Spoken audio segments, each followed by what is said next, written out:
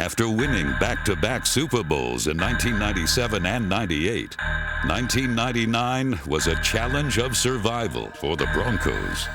They know that you're at the top of the profession. They're trying to knock you off, so they're prepared. You can sneak up on somebody one time, but the second time it's pretty tough. The third time, you know, it's just like your second time. People know that you're the best and you're going to get their best shot. A lot of time people get complacent. You know, they feel good about themselves. Everybody's patting you on the back and doing interviews like this. What a great job you've done and what a great coach you are. And you know in reality that if you lose your first 3 games, everybody knows that you're not worth a damn. That's just the way the society works. We had some opportunities. We didn't get it done. We've had those over the first 3 games, and you can talk about them, but you're still 0-3.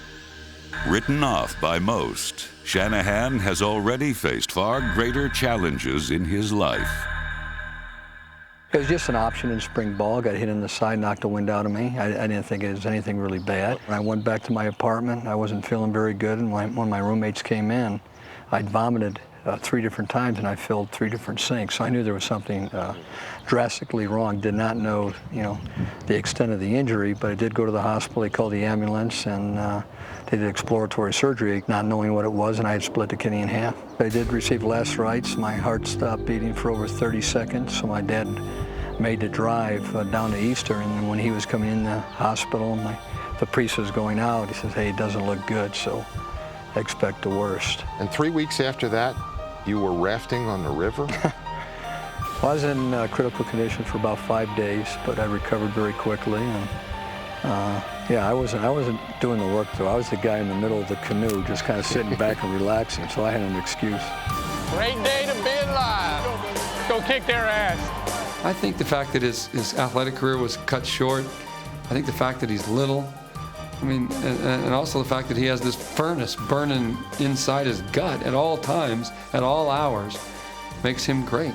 You a little scared? Yeah, you look a little scared. I'm scared of what we're going to do to him other than... This proven winner has never shied away from a challenge or a risk.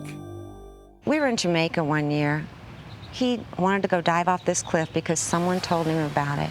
In my opinion, he just does stupid things sometimes. He doesn't really think it out, he just does it. And then afterwards he goes, yeah, maybe I shouldn't have done that.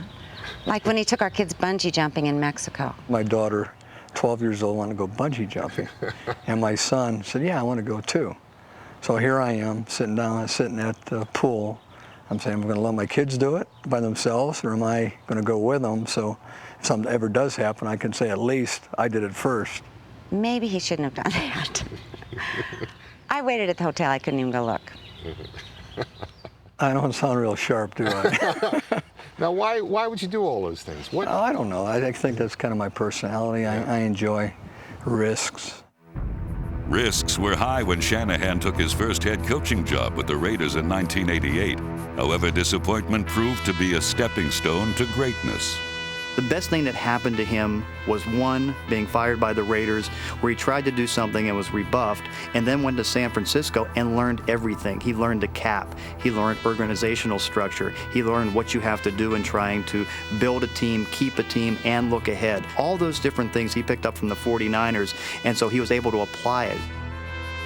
As the 49ers offensive coordinator in 1994, Shanahan's intense competitive nature came into focus against the Raiders in a pre-game passing drill that featured quarterback Elvis Grbac. We're on a 10-yard line and we're going out of the end zone, and Al is about the 25 or 30-yard line out in the numbers, just with his hands folded and, you know, watching our team. And the players say, hey, coach, we can't run anything over there. Tell them to get out of the way. I go, guys, hey, don't lose your poise. Just work on what we're doing. And then I didn't want to do this as Steve Young, because I know Steve Young would look at me like it was half crazy. But I said, Elvis, I said, hey, throw a go route. And if you happen to get the ball close to that guy in the white outfit over there, I said, you won't bother me. And Elvis goes back and he throws the ball, and he throws it right at Al. Al's not moving. Now we've got a wide receiver and a DB running right at him, but Al must be looking at the interior play at the line. I'm saying, oh my God, I just wanted to scare him. I don't want to kill him. And at the last second, he just gets out of the way, and he runs out of the way. He's not hurt. And as he turns around, because he really takes off and really gets out of the way, and he turns around, and that hair is all in front of him because it's windy and he's really got to give some effort to get out of the way, and he flips me off. Flips me off back to the huddle because he probably knew where it came from. But from that time on, I've never seen him on that side of the 50. He's totally ruthless and honest and brutal, but brilliant. I don't think ruthless is the word. I think being honest is more the word. I think sometimes people have a hard time looking somebody in the eye and saying, hey, this is what I think. You may not like it, but I think this is the best decision for our football team. And one of the things that I first said with Shannon Sharpe, I said, Shannon, I said, if we're going to have the success that we want to have, you're not going to catch 95 balls a year. I said, you're going to catch 55 to 60. We're going to spread that ball around, and you got to do a much better job blocking. If not, I got to get rid of you. And Shannon stepped up and did everything I asked him to do. He doesn't want to be their friends. He wants to be their leader. You ask him a question, he's not going to tell you what you want to hear. He's going to tell you exactly how he feels, and I think that's what I respect so much about him. We didn't play as we'd like to, and that's me. I take full responsibility for that. Losing league MVP Terrell Davis and Hall of Fame quarterback John Elway in the same season presented this survivor with still another challenge. I think football has the highest highs and the lowest lows.